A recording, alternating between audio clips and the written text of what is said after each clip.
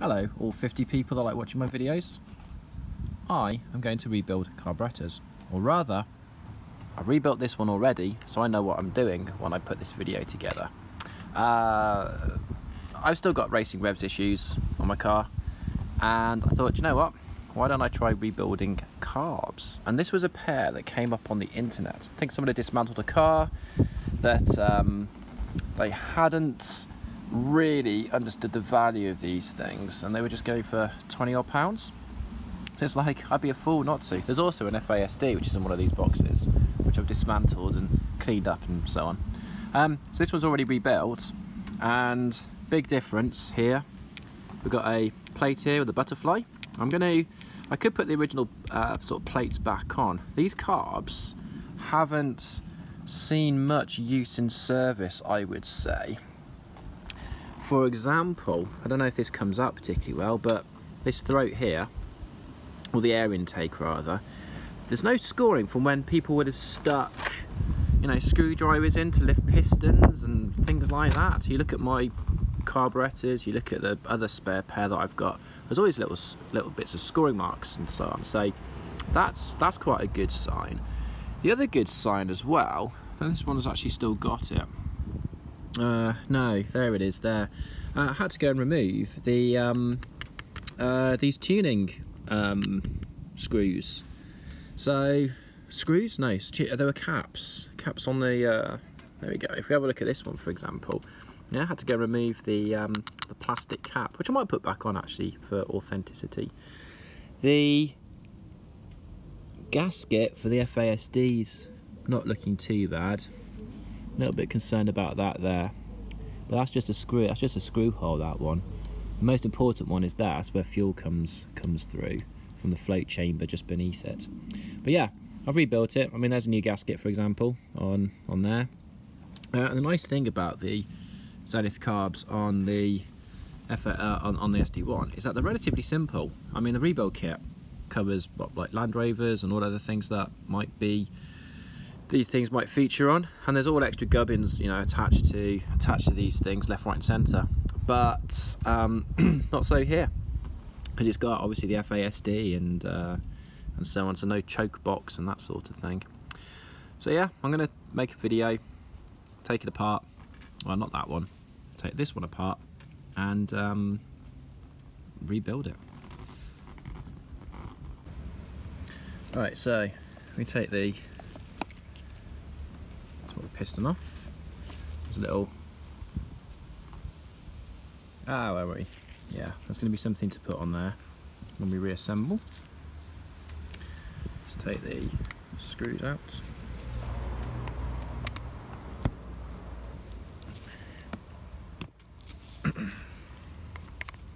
So this one has been, they have gone into this one, but the other one hadn't been opened up clearly. So the screw heads, well, these ones are slightly mashed, but the screw heads of the other one were impeccable.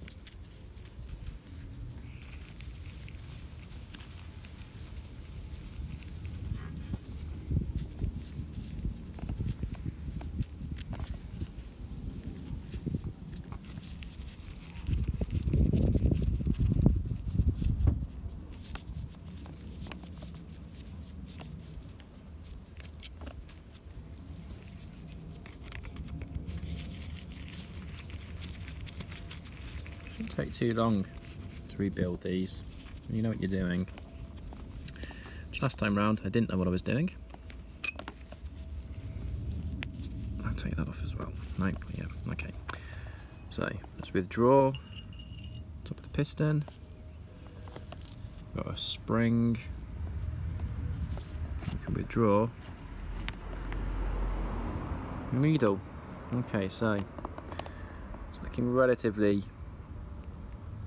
wet and oily in there. On the end of this will be coming out, the needle, and on the end of there is an O-ring. Actually, yes.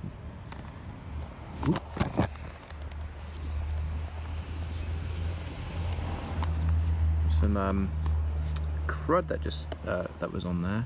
So this will need a good clean up. You won't want to put that back on the car as it is. there. And looking inside, doesn't look too bad. But you can definitely see that I reckon the O-ring on the end of the what holds the needle in place had perished, and that's probably dash pot oil in there, rather than, well, it wouldn't be petrol. These have been sitting around for ages. That would have turned to varnish by now. Okay, right. So let's go and work on that. Well, first thing I'm going to do, I'm going to remove this little gasket here. The other one just got to free it off.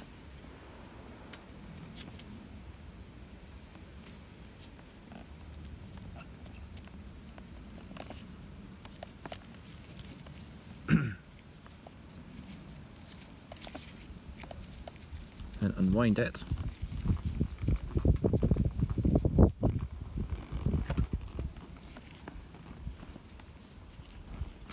I think I'll give that a clean up first. And there's this.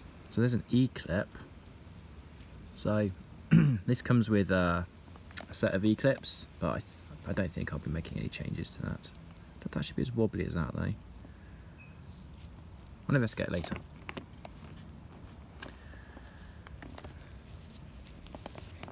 And then with this,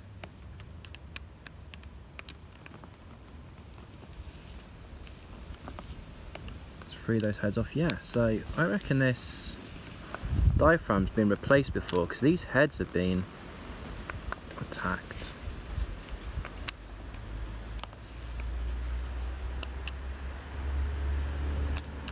Cat. Psst.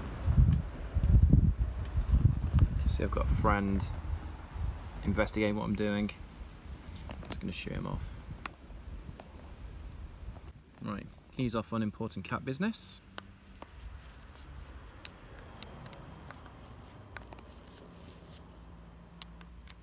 Nope, he's back again. Oh, windy today. Last week it was the hottest weekend of the year. This weekend, rather windy.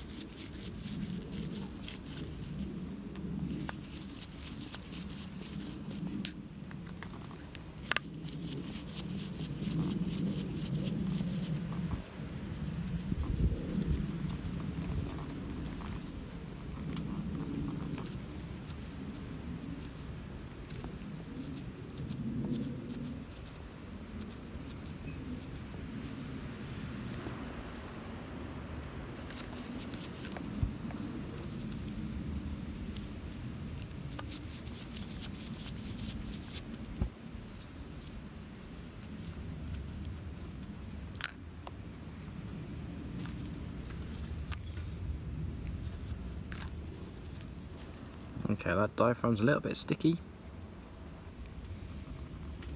but not needed any longer. Right, in order to get the needle out, I need to go and get my tool that's going to go in there and sort of crack it out. So this is the tool that goes into the top of the dash pot. It's basically an Allen key, but this here has got locating points to go in, lock it in place, and then you can locate with that and then turn,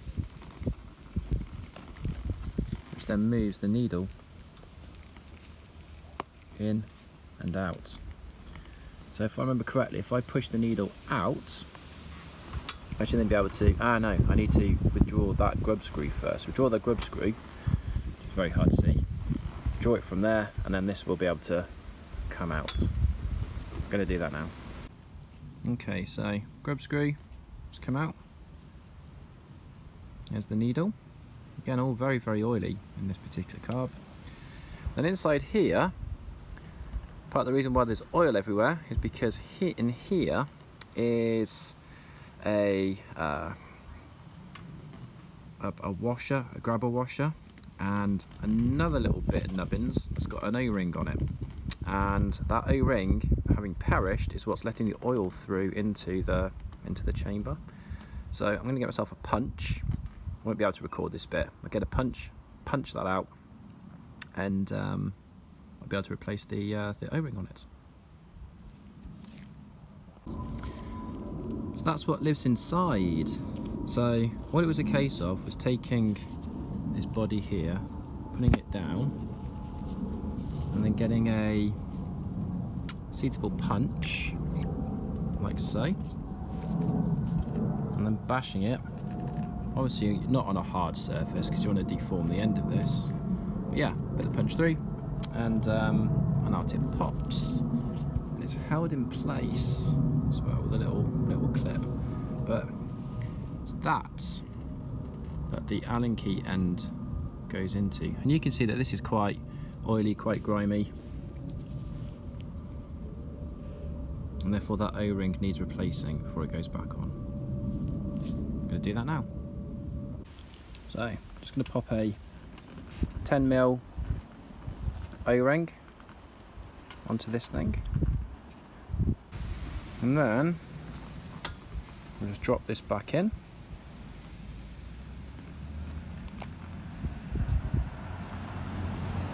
And I'll need to punch that down because the O-ring is now making a nice snug fit. So that's in.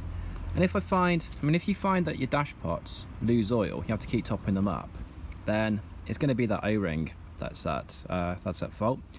If you also find, after replacing it, because I've just got a generic set of O-rings because there wasn't one that came in the kit, and you lose oil, you just replace the O-ring basically, punch it out, change the O-ring, and then it goes. So I've just got this little clip to put in there. Can't remember which way up it goes. That way, I think.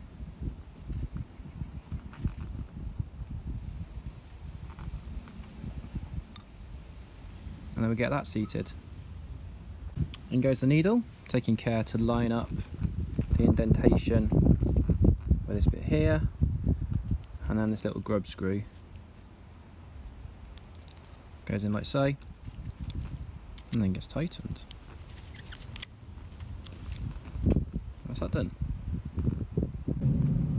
Right, the next thing to do is to set the needle into its default position.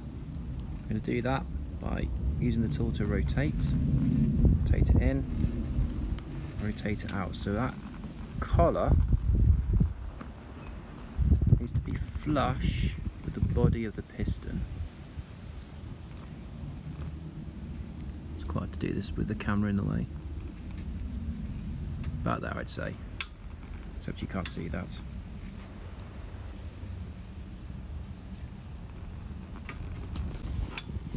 After putting that bit together, I thought, oh, I'm going to give up on the video. I've got quite a lot to get through today. Obviously it takes time making videos, but actually my interest in making a video has been rekindled because this is the temperature compensator. I'm not going to go inside this, but there are two gaskets of interest. There's a gasket there, and there's one here as well, and you can see that this is, I mean, that would be living inside that hole there.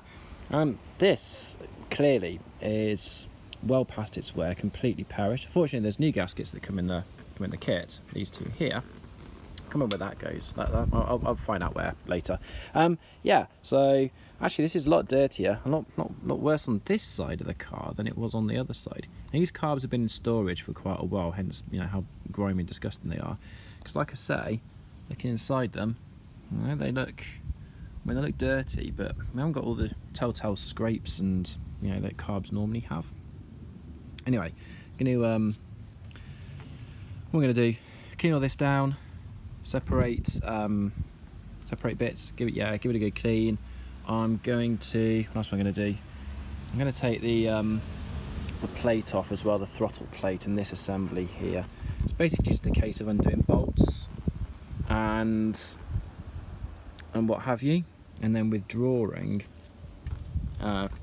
take these screws off, withdrawing the plate, and yeah, then I'm in a position where I can actually clean it all up. It's quite a lot of,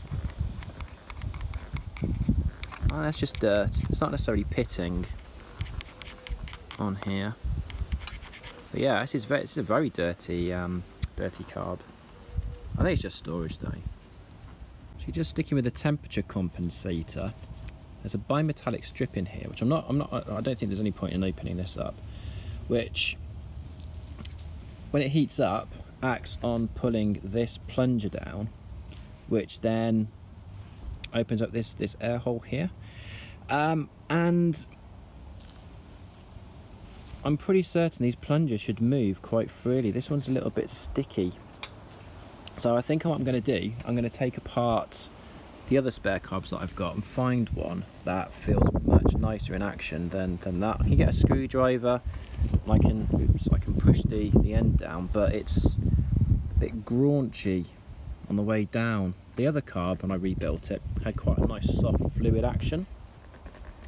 So let's see what else I've got. Right, so I took them off the spare carbs. I've gone back to the original. The other ones were worse, and this little piston didn't move at all. So what I've done is actually I've just cleaned it off with some WD-40. Aha. And yeah, that actually moves really freely now. I can put a screwdriver in there, move it up and down. It's really, really good. So that's going to go back on the car now, or back on the carburetor. So next thing we're going to do is the fuel float chamber. Right, so this is the inside of the fuel chamber, float chamber. So these are the floats. Moving up and down like so. There's the screws. There's a gasket, which I'll have to prise off, it seems. And yeah, there's like fuel residue in here, as you could imagine. If I lift that up, fuel comes in through here. I've got a new one of those to put on.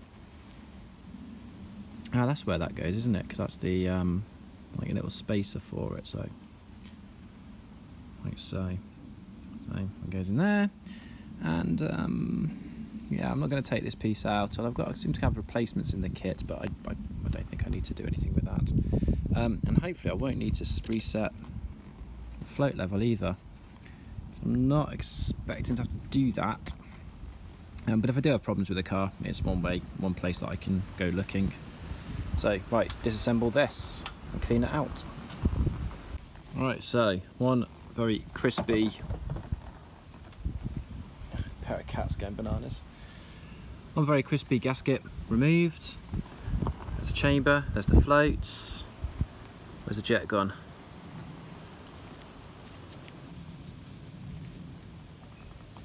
There's that. They've got these little like gauze filters on these, which these ones don't.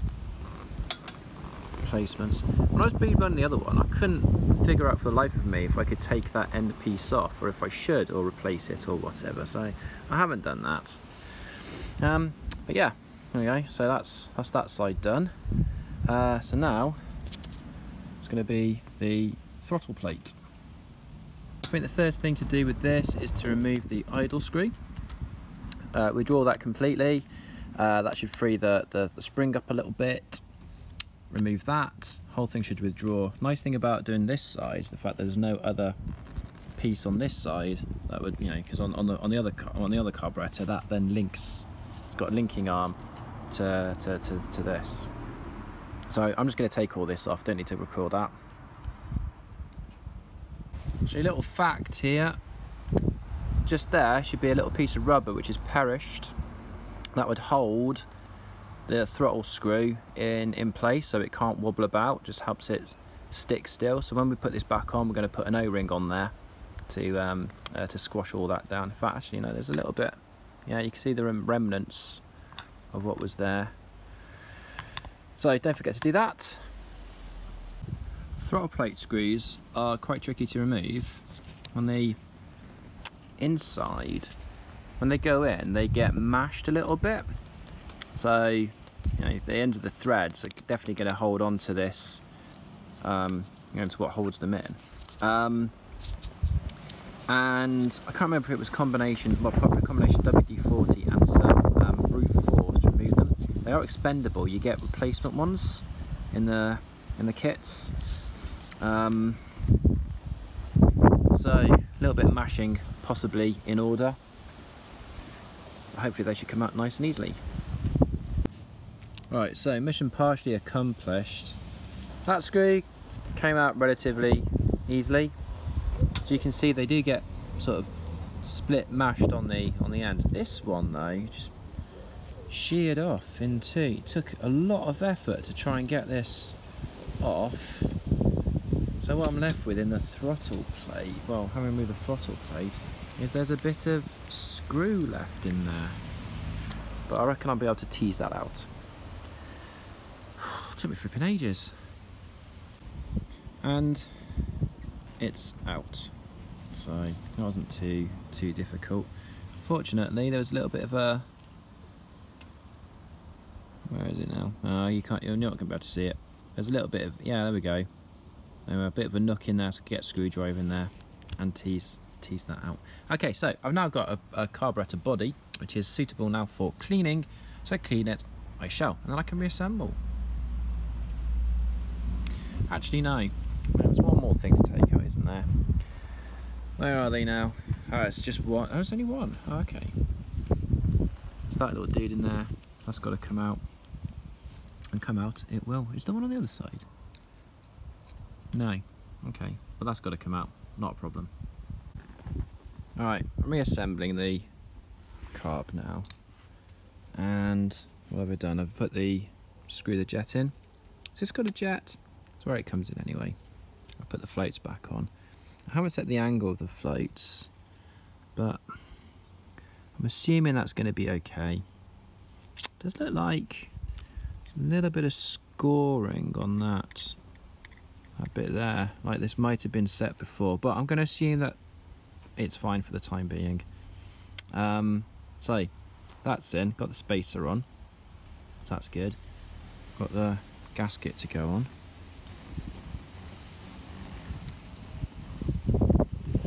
Like so. Put the bowl on and screw it all together. Right, going to do the temperature compensator next. So there are two gaskets. And gaskets or O-rings. This little one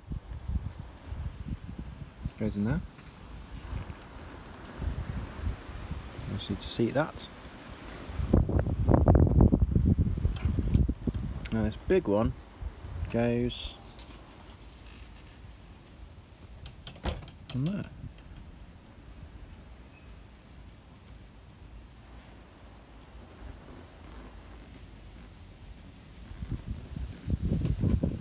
And we just pop that on there, like so. Screw it in. Right, I've just seated that end piece there for the arm of the... should I put that? No. I could go through there. Should be able to go through there, shouldn't it? Should I put that on first? Yes, because that's thinner that end, isn't it? Annoying. I'll have to take it out. No, I was right. It does slide in. You can just go straight in. So that's cool. I'm going to put the throttle plate on and then screw it down. Temporary thing though, because I will put some thread lock on afterwards. Okay, so that's quite good. Got some good action on there. What if those dimples? I wonder if it matters which side the dimples are on. They should be on the top or the bottom. It's like... Oh, they would have been on the bottom. Oh, okay. So, that's alright. Right, let's go and do the throttle linkage. Well, after a lot of faffing around and filing things down to fit on the spindle, got ourselves a working throttle plate. Yes, one hand, but yeah, it's got quite a nice action. Moves quite nicely. place is sealed. So yeah, grand. Right, I can put the top back on. Last thing I'm going to be doing with both of these is then to be taking these little screws out, put some thread locker on them, so they couldn't possibly come out in the vacuum of the engine. Let's not forget the idle screw, and I put a little O-ring on there as well, so as that goes in, and it'll help hold it in place so it can't possibly rotate and come off. Okay, right, so these are nicely thread locked now. Little tip, magnetic screwdriver can hold the screw on the end, apply thread lock and pop it straight in. Don't have to touch the stuff way. Right, so that one's now done. That one needs the FASD sorting out. So there's the mating face, the gasket on it. I've got another unit here, so this sits in between the two. It's come off another. The one that was on, that came with these carbs, had been damaged, unfortunately. So I'm going to clean that off, get that on, get the FASD on, and now it's ready to go on the car. Actually, as it turned out, I mean, this was the original unit. I thought, why am I trying to clean that other one up? Or just straighten those out, which looks fine to me. So this other FASD looked pretty good. I mean, look, it's still got a bung in the back. I've had to replace the snorkel because the snorkel was smashed, but everything else about it looks quite good. There's not a lot of corrosion on the water inlet and out. So, like I say, I don't think this had actually been on a car that long, really. It might be gummed up inside. One thing I don't really want to do is take it apart. I have taken these apart before. Main thing to do really is you end up scoring holes into these, or you punch them out. So you get a punch and you punch these out, put it in a vise, punch it out, and yeah, and then top tip is then to go and cut heads into them so you can get it on and off nice and easily. These little things, you need to get I get a scraper, just wedge a scraper in there and then prise them open enough to then you can start prising them, and then get some pliers on them and tease them out, of which there are 3. So there's the mating surface, there's its own little float bowl. But yeah, on inspection it seemed pretty good. I mean, with one of these, if you could put your finger in there and move the mechanism up and down, and what that does is it should close, where is it? Close the port off. See if I can get it to, yeah, see that there? Going up and down. So that closes the extra fuel air mixture off. Anyway, so I'm going to put this back together again, and I think I'm done, ready for the car. And there we have it. We've got rebuilt carbs, the tidied up FASD, terminals are good, there's the other carb. Putting them on the car will be another video.